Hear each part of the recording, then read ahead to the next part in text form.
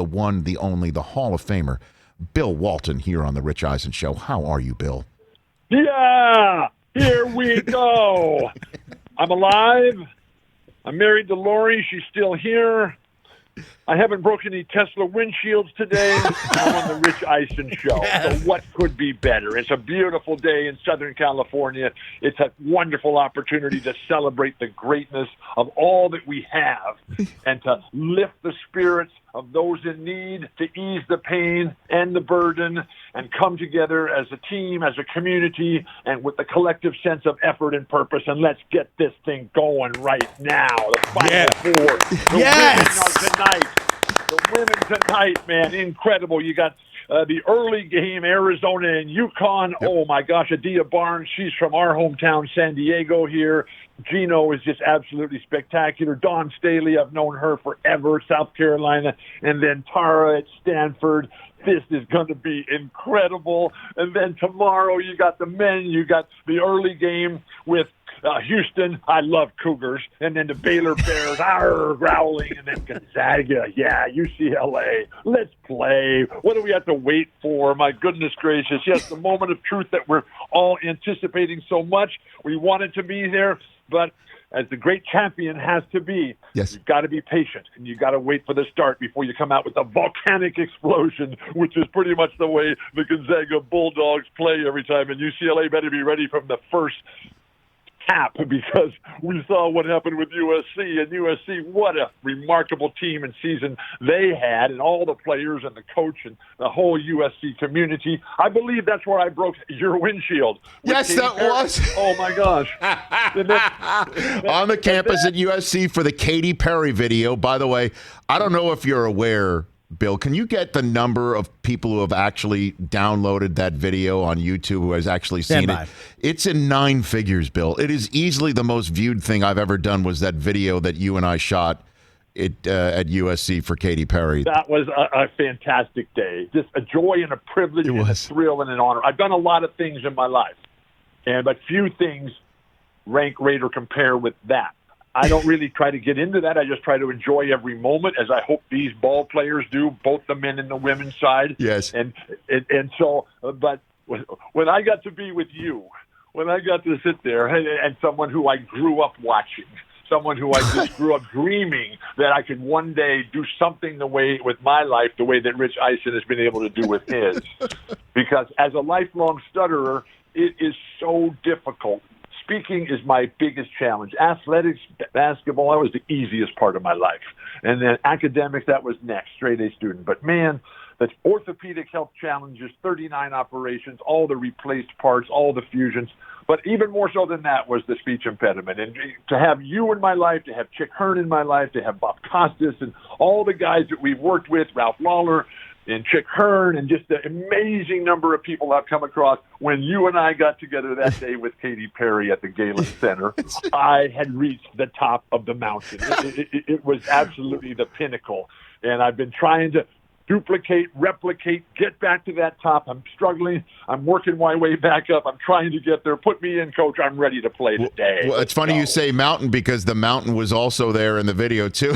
Guys, I've never been around somebody almost as big as you, Bill, and that was in a 635 million people have seen that video that we did that day. Wait a second. Yes. Wait a second. Yes, sir. You're saying that 635 million? Yes. Have on YouTube alone seen that video. That's on its way to 1 billion. Yes, it's correct. That is wow. correct. That is I've been correct. dealing with lots of billions lately. I just finished last night this incredible book, The Wizard and the Prophet by Charles Mann. Please check it out. It's this remarkable story of life and history and science and technology and biology and genetics and ecology. And it's just fantastic story and incredible research and depth. Charles Mann, The Wizard and the Prophet, and you're kind of both. You are the wizard and the prophet because you deliver and you deal. And I remember, I think the last show we were on, we were doing something for the pandemic to raise money for Feeding America. And here it was, and you and I and Snoop Dogg and Deion Sanders, and we had just an incredible fundraiser there. It was fantastic what we did just to be a part of something special, and I've learned so much from all of you guys. I'm truly the luckiest guy in the world. Bill Walton here on the Rich Eisen Show, part of Westwood One's coverage of the Final Four. Is it true you and Kareem Howard Denneroff, how lucky are we? I mean, this is like I got to marry Lori. I had the greatest parents in the world. Every coach and teacher I had as a child was a John Wooden, Chick Hearn disciple. I got to know Chick Hearn. I got to play for John Wooden. I know Rich Eisen, and now I work with Jim Gray and Howard Denneroff. I mean, I am the luckiest dude on earth. I'm thrilled. And is it true you and Kareem are having a chit-chat that's going to air during the broadcast? Oh, yeah. We got a lot of things going on. Now, last night, so make sure we get back to that. Sure. Last night, the UCLA basketball alumni all got together on a big Zoom conference call, and it was just a gigantic love fest. And Kareem led the way. Tyus Edney in the athletic department now at UCLA. He organized the thing. Mike Warren, Lucius Allen, Jamal Wilkes, Marcus Johnson, Greg Lee, Andy Hill. Wow. It was just Andre McCarter, Pete Turgovich. It was absolutely a tremendous time, and we're so thrilled, we're so excited, inspired, proud, and happy for these guys, these new guys who are just playing so tough and so wonderful. I was there in Oakland in 2006 when UCLA was just hammered and pounded by Gonzaga in the NCAA tournament, and we were ready to leave. We were ready to get up and get out of the building because it was getting kind of embarrassing. And then I leaned to Lori and I said, you know what, if we get up and leave early here, they're going to put us on TV, and that's going to just not be good for UCLA. So let's stick it out. And so in the closing moments, UCLA scores the last 11 points of the game. Right. And Adam Morrison, who's a great friend and a wonderful player and college player of the year, he's on the floor crying in sadness and disbelief. We're looking at each other, and we can't figure out, did the Bruins really win this game? What happened? What just happened? And then it was late, and it was in Oakland. There was no place to go. We were starving, so we ended up at a Mexican restaurant in the Mission District of San Francisco. And we all night, man, everything was flowing. We closed the place down. We opened it up the next morning, and we taught the mariachi band the UCLA fight song. It was awesome. I mean, what I didn't talk about Kareem. Yeah, so later we're getting ready. Kareem and I are going to do a show for Howard and Jim. So give me, you haven't had the conversation yet, Bill Walton here on the Rich Eisen Show, but what will that conversation be about? You and Kareem talking about this current team and obviously reliving some glory days that Bruins fans.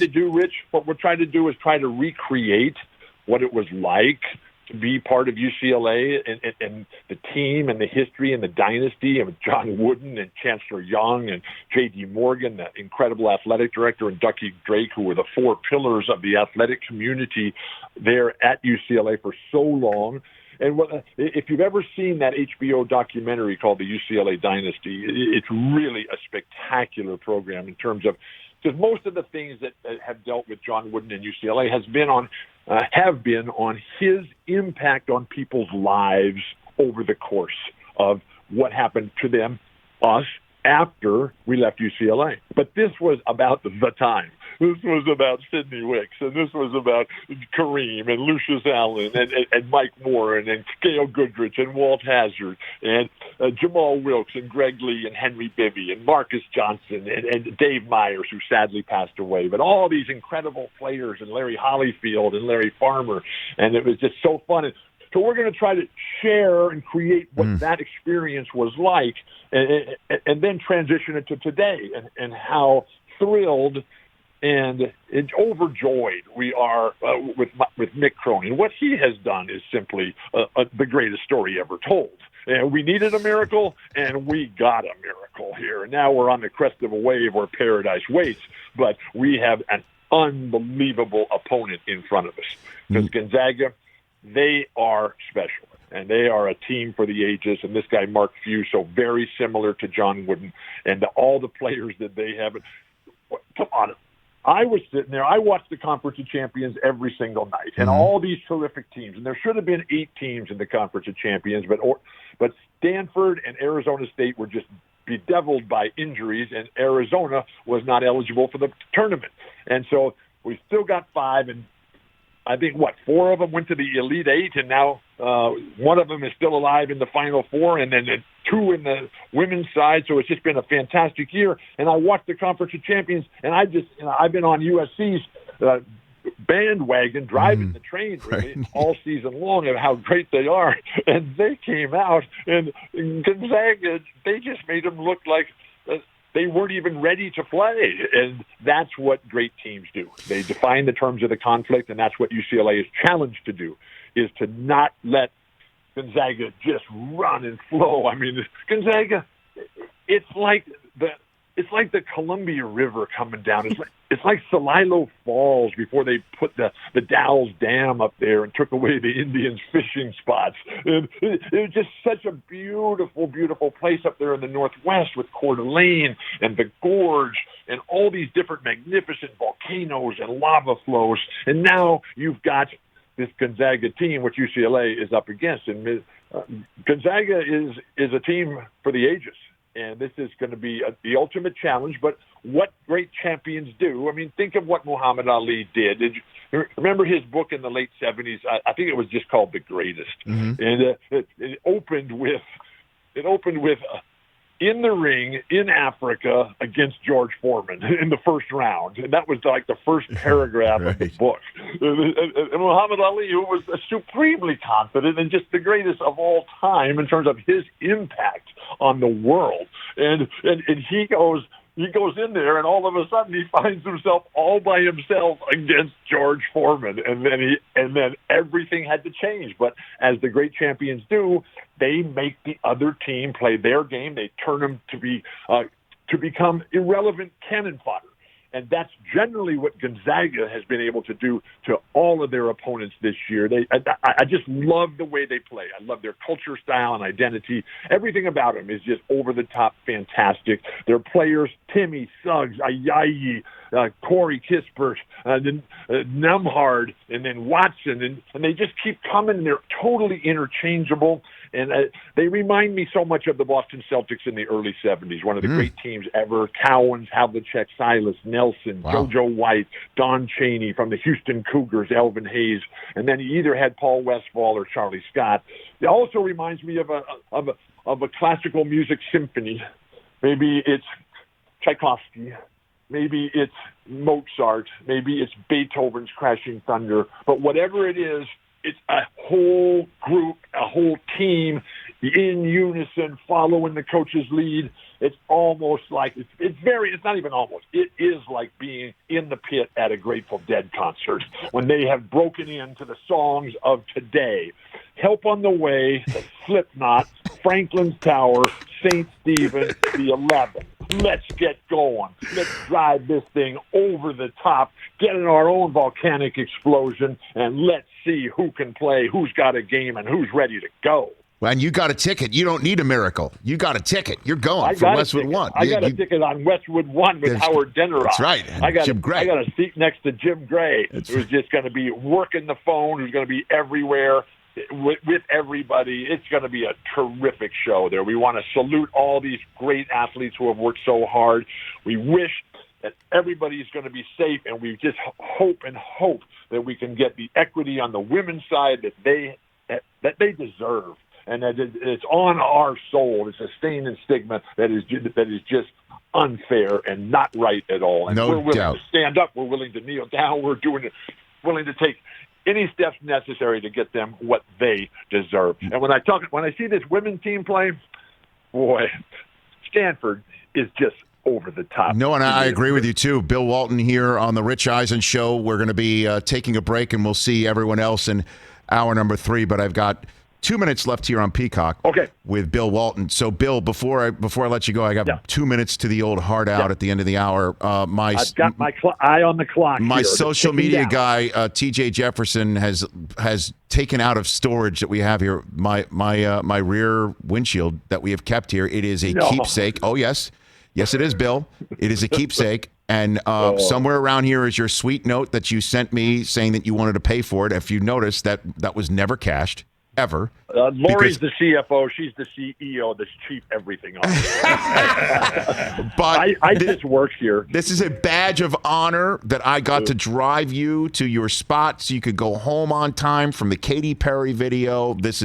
I love you, Bill Walton. To me, that this windshield may be cracked, but it is a sign of cohesiveness and love and spiritualness. That's what I think when I see this thing. I'm the luckiest guy in the world. And even though as we look around at a world growing dark and mean and the sadness and the pain and the suffering, and Bob Dylan sings, everything is broken, I can always find joy, hope, happiness, optimism, and a path forward on the Rich Eisen Show. I am indeed the luckiest guy in the world, even if I do have a tendency to break Tesla windshields.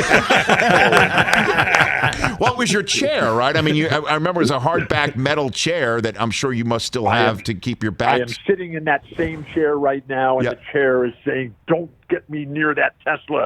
Leave me away from that Tesla, please. I can't take it anymore. I'm carrying this awful burden in myself, in my own metal soul, of this plastic and iron and steel rubber chair here that's been supporting me for all these years, and I let it down. I put it in a precarious position. No, it was me. I just didn't want to move my child seat out of the back. I thought I could fit it all, and I shut it, and it shattered. And you are the best, Bill. I will take you anywhere. I will drive you anywhere. I will do anything for you, and I appreciate the call here. You are the best. You should have put me in the child seat. I paid to see that. Take care of yourself, Bill. Have a great weekend. I love Rich Eisen. I love the Rich Eisen Show. Yes, where all dreams come true. Have a wonderful everything forever for eternity times infinity. Let's go. Bill Walton. Bill Walton, everybody. Hey, you watched all the way to the end. Thanks for that. Watch more right here.